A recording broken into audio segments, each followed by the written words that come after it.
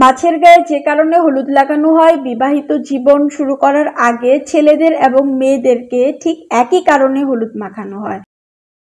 Hello everyone, সবাই নিশ্চয়ই অনেক বেশি ভালো আছেন। আজকে সকাল সকাল ঘুম থেকে উঠে নাস্তাও করে ফেলেছি, কিন্তু কিছুতেই ঝিমানি কাটছে না। তাই কলকাতার এক মাসির স্টাইলে আজকে চা বানিয়ে খাবো প্ল্যান করেছি। প্রথমে আমি আমার ইনফ্রারেড চুলাটা অন করে নিলাম, তার মধ্যে দিয়ে দিলাম গুঁড়ো দুধ আর হালকা চিনি দিয়ে চা খেতে আমার ভীষণ ভালো লাগে। প্রথমে গুঁড়ো দুধ আর চিনিটাকে একটু ভেজে নিলাম, তারপর ওটার সাথে অ্যাড করলাম চা পাতা, তারপরে পরিমাণ মতো পানি দিয়ে তৈরি হয়ে গেল আমার দারুণ মজাদার একটা চা। আমি নর্মালি বাসায় ক্যারামেল চা বানাই, কিন্তু এই চাটা খেতে কিন্তু আসলেই অসাধারণ ছিল। কিভাবে যে এক তুড়িতে আমার ঝিমানি কেটে গেল আমি টেরই পেলাম না। যাই হোক, চা পর্ব শেষ করে মনে হলো যে একটু কাজ করা উচিত। ওই যে বললাম, বিবাহিত জীবনে আসলে অনেক অনেক দায়িত্ব পালন করতে হয়।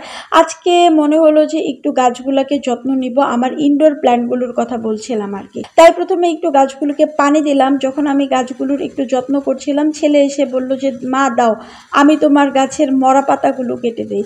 আমি যখন কাজ করি তখন আমি আমার বাচ্চাকে সাথে নিয়ে কাজ করি, যেন ও কিছু সময়ের জন্য হলেও স্কিন শেয়ার থেকে বিরত থাকে। যাই হোক, একটা টিপস শেয়ার করলাম। তারপরে ছেলের আর আমার কাজের পর্ব শেষ। এখন ছেলে বলতেছিল মা একটু লেমনেড দাও। কাজের প্রাপ্তি হিসাবে আমি ওকে খুবই সুন্দর করে একটা লেবু পানি বানিয়ে বারান্দায় দিয়ে আসলাম।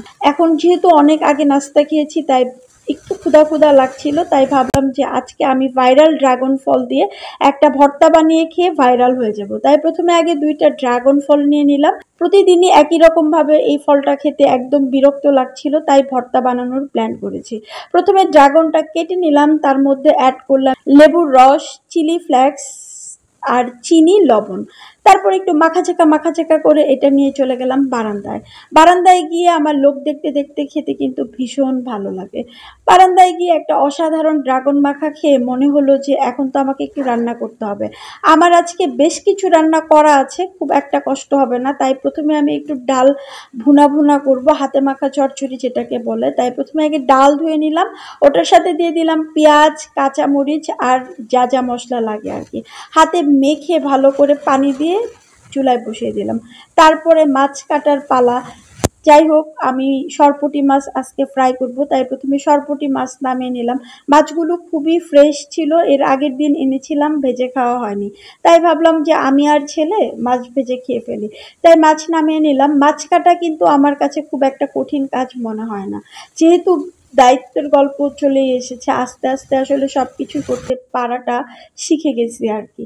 যাই হোক, তারপরে মাছটা ভালো করে ধুয়ে প্রথমে আমি আগে লেবু আর পানি দিয়ে ধুয়ে নিলাম। মাছ বা মাংস যাই হোক, লেবু পানি দিয়ে ধুয়ে নিলে ওর যে আস্তে একটা গন্ধ থাকে সেটা কিন্তু চলে যায়। তারপর এক এক করে মাছের মধ্যে আমি অ্যাড করলাম হলুদ, মরিচ, জিরা, ধনিয়া, লবণ আর সাথে অবশ্যই লেবুর রস। মাছ ফ্রাই করার জন্য লেবুর রসটা আমার চাই। ওই যে বিবাহিত জীবনে যে কারণে হলুদ মাখানো হয়, আমি ঠিক সেই কাজটাই করব, মানে মাছটাকে ফ্রাই করব। তারপরে আমার মাখাচাকা শেষ হওয়ার পরে আমি খুবই গরম তেলের মধ্যে মাছটাকে ফ্রাই করে নিলাম। খুবই দারুণ কালার আসছে এবং খেতেও কিন্তু ইয়াম্মি হয়েছে। ওই যে হলুদ মাখিয়ে খুবই সুন্দর করে ফ্রাই করার কারণে খেতে যেরকম খুব মজাদার হয়েছে, ঠিক বিবাহিত জীবনটা কিছু দায়িত্ব, ভালোবাসা সবকিছু মিলেও কিন্তু অনেক সুন্দর। তো যারা আসলে বিয়ে করতে ভয় পাচ্ছেন তারা ভয় পাবেন না। বিয়ে খুবই ভালো একটা বিষয় এবং খুব এনজয় করার বিষয়। তো আজকের মাছ ভাজতে ভিডিওটা আমি এখানেই শেষ করে দিব। Thanks for watching.